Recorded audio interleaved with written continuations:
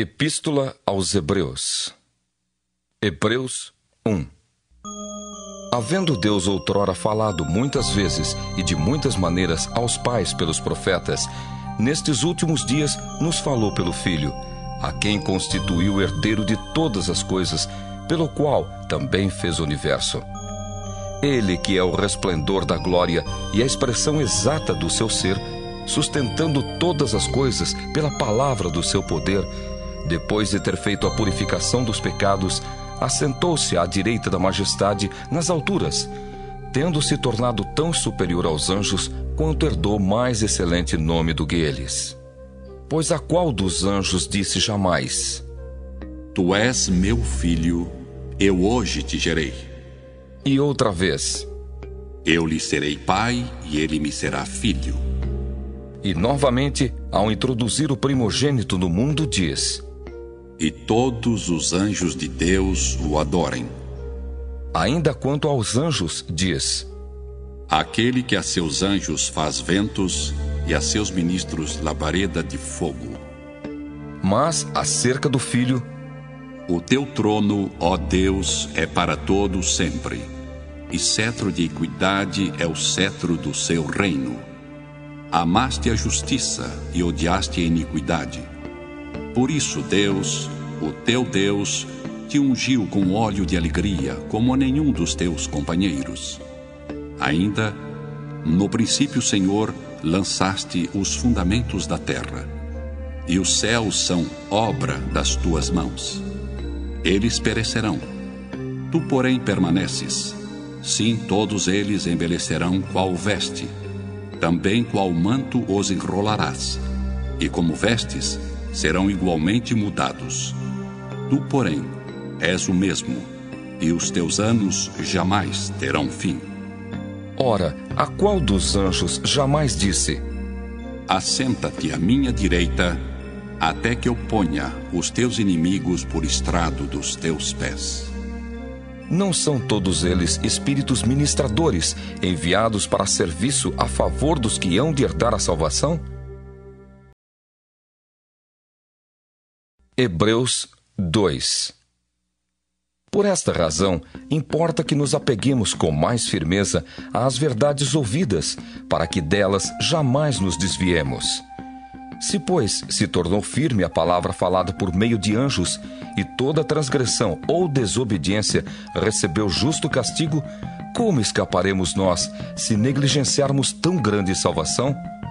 A qual, tendo sido anunciada inicialmente pelo Senhor, foi-nos depois confirmada pelos que a ouviram, dando Deus testemunho juntamente com eles por sinais, prodígios e vários milagres, e por distribuições do Espírito Santo segundo a sua vontade.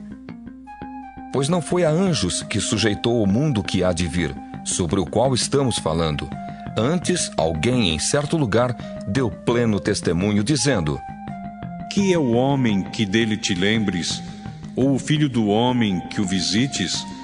Fizeste-o por um pouco menor que os anjos, de glória e de honra o coroaste, e o constituíste sobre as obras das tuas mãos. Todas as coisas sujeitaste debaixo dos seus pés. Ora, desde que lhe sujeitou todas as coisas, nada deixou fora do seu domínio. Agora, porém, ainda não vemos todas as coisas a ele sujeitas. Vemos, todavia, aquele que por um pouco, tendo sido feito menor que os anjos, Jesus, por causa do sofrimento da morte, foi coroado de glória e de honra, para que, pela graça de Deus, provasse a morte por todo o homem. Porque convinha que aquele por cuja causa e por quem todas as coisas existem, conduzindo muitos filhos à glória, aperfeiçoasse por meio de sofrimentos o autor da salvação deles. Pois tanto o que santifica como os que são santificados, todos vêm de um só. Por isso é que ele não se envergonha de lhes chamar irmãos, dizendo: A meus irmãos declararei o teu nome, cantar-te-ei louvores no meio da congregação. E outra vez: Eu porei nele a minha confiança. E ainda: Eis aqui estou eu e os filhos que Deus me deu. Visto, pois, que os filhos têm participação comum de carne e sangue, destes também ele igualmente participou, para que por sua morte destruísse aquele que tem o poder da morte, a saber, o diabo, e livrasse todos que pelo pavor da morte estavam sujeitos à escravidão por toda a vida. Pois ele, evidentemente, não socorre anjos, mas socorre a descendência de Abraão. Por isso mesmo, convinha que em todas as coisas se tornasse semelhante aos irmãos, para ser misericordioso e fiel sumo sacerdote nas coisas referentes a Deus e para fazer propiciação pelos pecados do povo. Pois naquilo que ele mesmo sofreu, tendo sido tentado, é poderoso para socorrer os que são tentados. Hebreus 3. Por isso, santos irmãos, que participais da vocação celestial, considerai atentamente o apóstolo e sumo sacerdote da nossa confissão, Jesus, o qual é fiel àquele que o constituiu, como também o era Moisés, em toda a casa de Deus. Jesus, todavia, tem sido considerado digno de tanto maior glória do que Moisés, quanto maior honra do que a casa tem aquele que a estabeleceu. Pois toda a casa é estabelecida por alguém, mas aquele que estabeleceu todas as coisas é Deus. E Moisés era fiel em toda a casa de Deus como servo, para testemunho das coisas que haviam de ser anunciadas. Cristo, porém, como filho em sua casa, a qual casa somos nós, se guardarmos firme até ao fim a ousadia e a exultação da esperança. Assim, pois, como diz o Espírito Santo: Hoje, se ouvirdes a sua voz, não endureçais o vosso coração, como foi na provocação, no dia da tentação no deserto, onde os vossos pais me tentaram, pondo-me à prova, e viram as minhas obras por 40 anos. Por isso me indignei contra essa geração e disse: Estes sempre erram no coração, eles também não conheceram os meus caminhos. Assim, jurei na minha ira, não entrarão no meu descanso. Tende cuidado, irmãos, jamais aconteça haver em qualquer de vós perverso coração de incredulidade que vos afaste do Deus vivo. Pelo contrário, exortai-vos mutuamente cada dia, durante o tempo que se chama hoje, a fim de que nenhum de vós seja endurecido pelo engano do pecado. Porque nos temos tornado participantes de Cristo, se de fato guardarmos firme até ao fim a confiança que desde o princípio tivemos. Enquanto se diz: Hoje, se ouvirdes a sua voz, não endureçais o vosso coração, como foi na provocação. Ora, quais os que, tendo ouvido, se rebelaram? Não foram de fato todos os que saíram do Egito por intermédio de Moisés? E contra quem se indignou por 40 anos? Não foi contra os que pecaram, cujos cadáveres caíram no deserto? E contra quem jurou que não entrariam no seu descanso, senão contra os que foram desobedientes? Vemos, pois, que não puderam entrar por causa da incredulidade. Hebreus 4. Temamos, portanto, que, sendo-nos deixada a promessa de entrar no descanso de Deus, suceda parecer que algum de vós tenha falhado. Porque também a nós foram anunciadas as boas novas, como se deu com eles.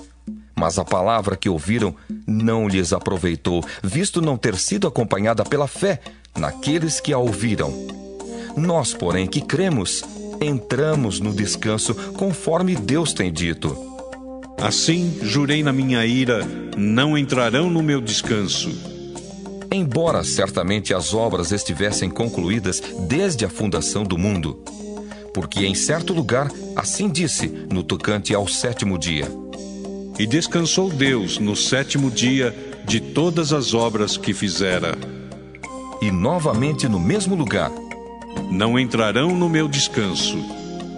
Visto, portanto, que resta entrarem alguns nele e que por causa da desobediência não entraram aqueles aos quais anteriormente foram anunciadas as boas novas, de novo determina certo dia, hoje, falando por Davi, muito tempo depois, segundo antes fora declarado: Hoje, se ouvirdes a sua voz, não endureçais o vosso coração. Ora, se Josué lhes houvesse dado descanso, não falaria posteriormente a respeito de outro dia. Portanto, resta um repouso para o povo de Deus. Porque aquele que entrou no descanso de Deus, também ele mesmo descansou de suas obras, como Deus das suas. Esforcemo-nos, pois, por entrar naquele descanso, a fim de que ninguém caia, segundo o mesmo exemplo de desobediência.